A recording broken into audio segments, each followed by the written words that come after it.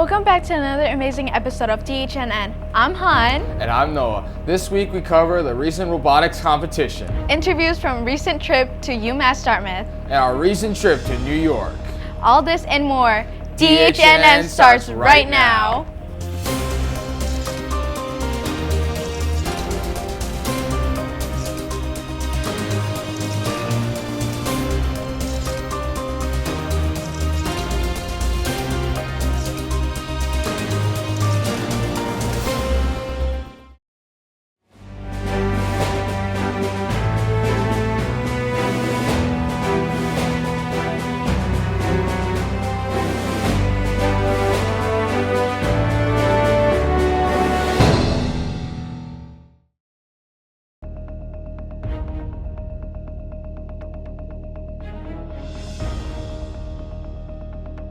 Looking for important announcements going on at DHS? Here is our breaking news section, keeping you informed. Parking passes for the rest of the school year are priced at $30 to purchase. Go to the Town of Dartmouth High School parking page and enter $30 under the cost of permit for 1 year section. After purchasing, please visit Mrs. Moniz to pick up your parking pass. Be sure to bring proof of purchase when you collect your pass. A valid 2024 to 2025 parking pass is required to park in the student lot. For questions, please contact Mr. Martin or Mrs. Moniz. Student Council Flower Bulb Fundraiser. Student Council is selling flower bulbs until May 15th. Use the following link or the one in the description below to buy a bulb. Now remember, flowerpowerfundraising.com for more information.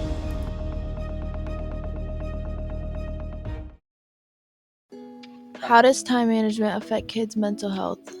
Time management is known to affect kids' mental health because when time is not getting managed, especially as a teenager, priorities don't get accomplished, which makes mental health issues occur. We need to think of ways to get our peers and people we're surrounded by day to day to learn how to manage their time in order to prevent more mental health issues occurring.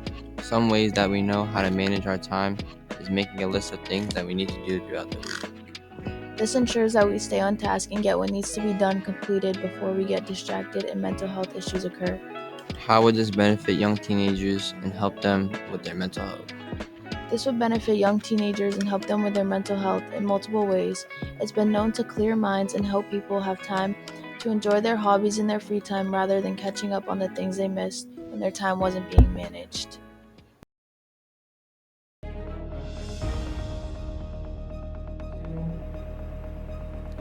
We've reached January. Did you enjoy your New Year celebrations? Yes, I had so much fun being with family. What did the mother cow say to the baby cow at midnight? Happy New Year! Well, as we head into the first weeks of 2025, let's see what the weather has in store for us. Hello, I'm Serena, And I am Brady. and today we're here to do the 7-day weekly forecast. Sunday is going to be sunny with a high of 36 and a low of 22. Monday is going to be partly cloudy with a high of 41 and a low of 27. Tuesday is going to be partly cloudy with a high of 36 and a low of 19. Wednesday is going to be partly cloudy with a high of 28 and a low of 16. On Thursday, it's going to also be partly cloudy with a high of 29 and a low of 18. On Friday, it's going to be more sunny with a high of 33 and a low of 20. On Saturday, it is going to be partly cloudy with a high of 38 and a low of 30. I am Brady, And I'm Serena. and that is your 7-day weekly forecast.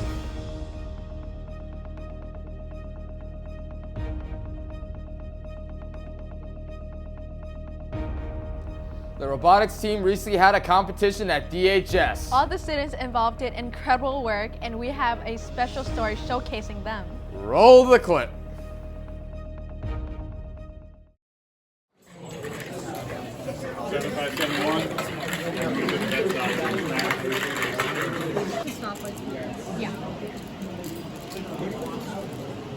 Is there anything you need from us? No, not really. You guys just do your thing and we'll get, our shots and stuff. I'm just saying it's a nice spot to stand so you can see everyone doing stuff. No, we need to work.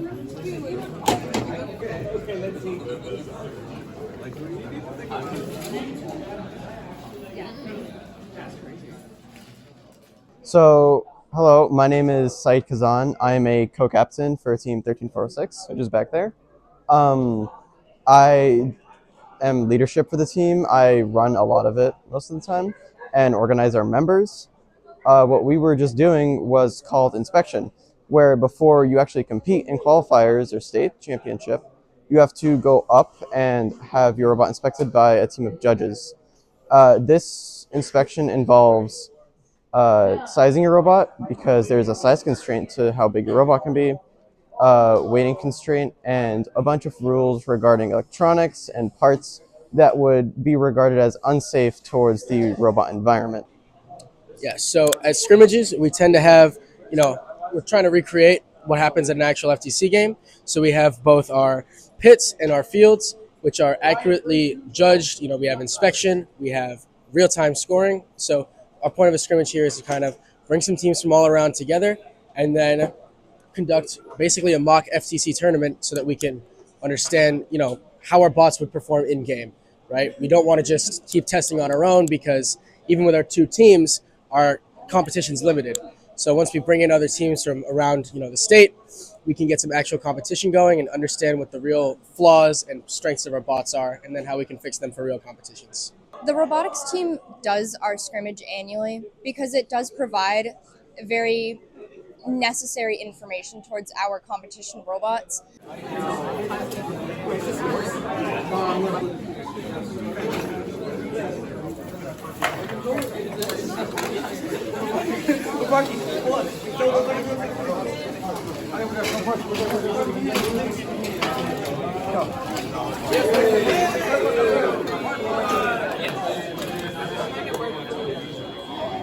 No contact,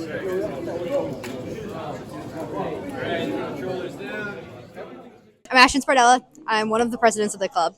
There are a few ways to score. One of them, the main point is these little blocks. They can get a clip on them to be turned into what we call specimens. Specimens you can clip onto two different bars, a higher bar and a lower bar, with the higher bar being worth more points as it's a bit harder. Those are both red and blue, entirely red and blue, I should say, not the striped bars, which you can do that at any point during the game. You can also score into the two baskets on the side, again, the higher basket being worth more points. We'll start the match in 3, 2, 1.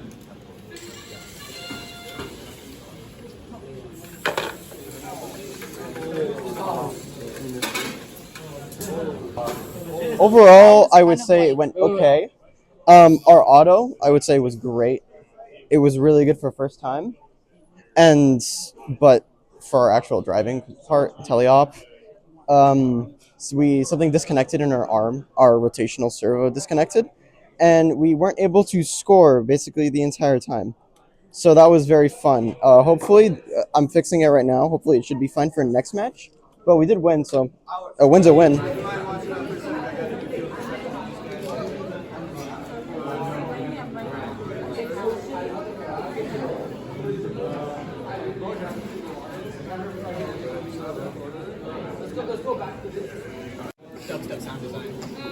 Hi, my name is Seth Vasconcelos. I'm the human player for 7571 at DHS. Last game was a little interesting. Our robot had some issues with the rotator, main mechanism for our scoring assembly.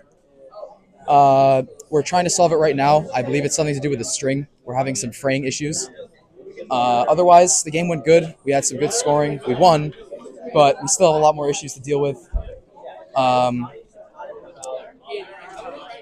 Yeah. You're not working with people who you're not working with little test robots that are just there to get in your way. You're working with actual big competition robots that you need to strategize with. It's a great way to also figure out how you're going to work with people and what the best strategy for your robot is going to be with bigger robots. So we operate two teams, build two robots. They're semi-interconnected. Beyond that, we don't receive that much support from our school. We utilize their materials, we utilize their engineering space, but we fund ourselves, we operate ourselves. The school really just kind of sits there. We use their space. That's really it.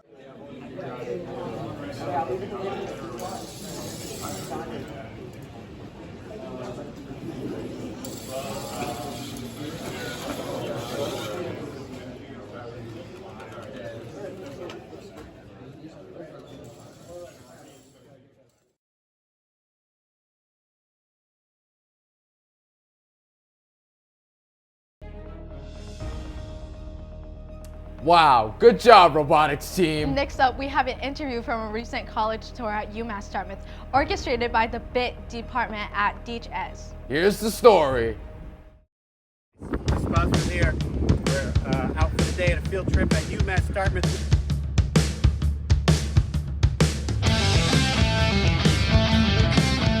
Hello, I'm here with Mr. Bosworth, and right now, Mr. Bosworth, do you want to tell us how our day's been so far?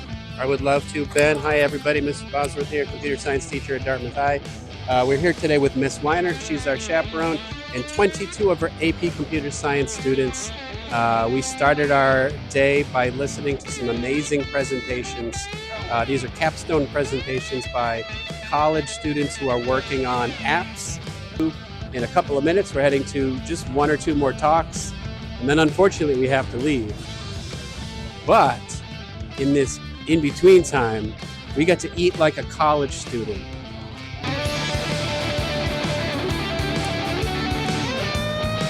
And I'm here with Brendan Martin.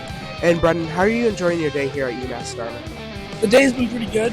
Just finished eating some good food. Got to hear a lot of smart people talk, get some good advice about their programs. So yeah, we're having a good time out here. Excellent, thank you. Hello, I'm here with Sebastian Diaz. And how are you enjoying your day today here at UMass Dartmouth? I'm enjoying it. It's pretty fun. A lot of interesting topics we're learning about, and the food's pretty good. Thank you.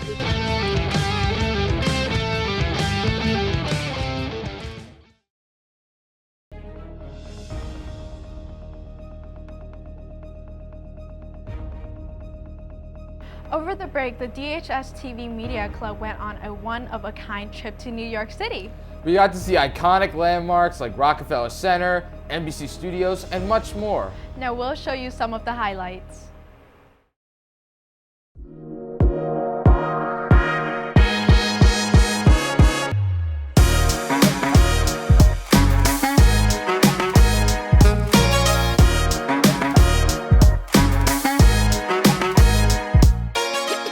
Hello, I'm here with Ben Smith. All right, and Ben, how would you say your trip to New York went?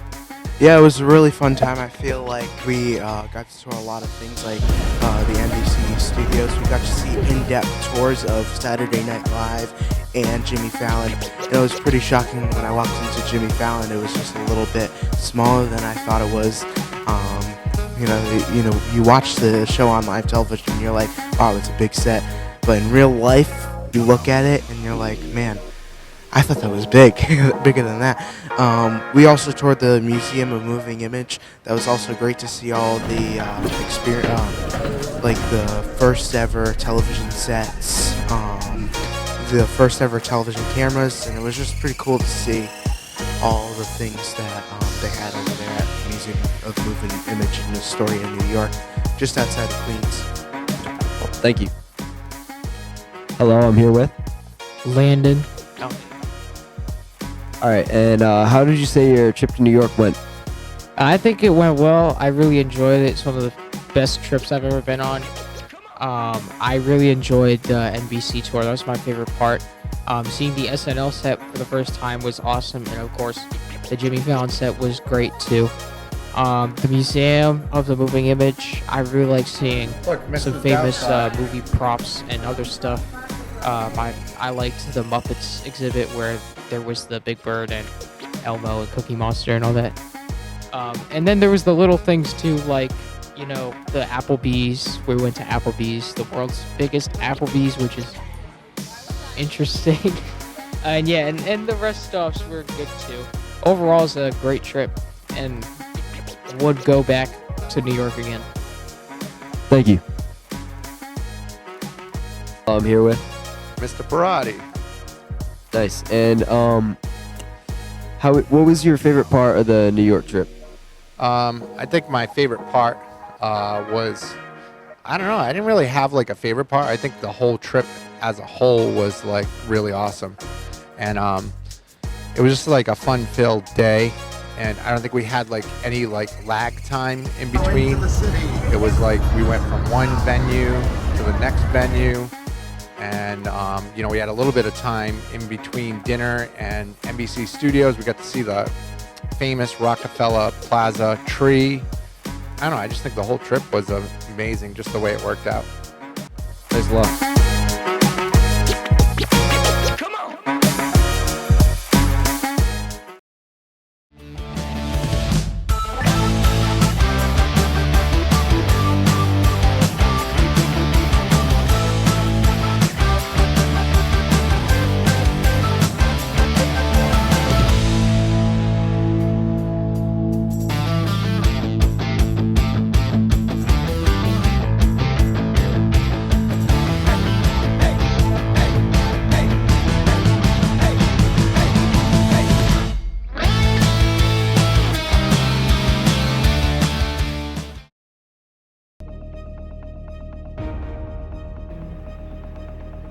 I'm starving. When do we break for lunch? Well, what's for lunch? Well, we're about to find out. On January 13th, lunch will be sriracha honey chicken sandwich. On Tuesday, lunch will be loaded tots. On Wednesday, January 15th, lunch will be orange chicken. On January 16th, lunch will be chicken Alfredo with a twist. On January 17th, Friday, lunch will be grilled cheese.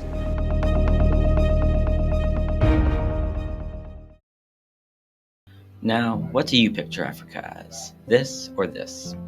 It might just be a picture to you, but this is the life of countries like Sudan, Liberia, and Mali. Liberia only has 14 physicians per million people. Imagine driving for hours and hours just trying to get some medicine. The life expectancy for Mali is 58, which some people might not think that's bad, but life expectancy for the USA is 77. That's over a 20-year difference. This just isn't fair to people of Africa. When living this close to each other, diseases can spread like cholera, malaria, and HIV.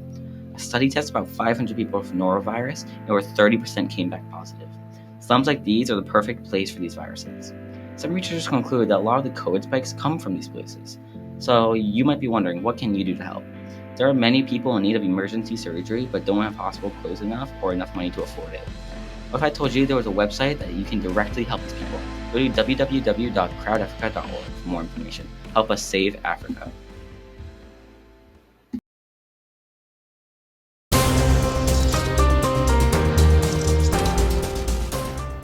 We've reached the end of today's episode. Tune in next week for a special look at a special guest speaker that presented at DHS, highlights from DHTC's productions of ALF and much more. Smash that like button and hit that notification for more news. I'm Han. And I'm Noah.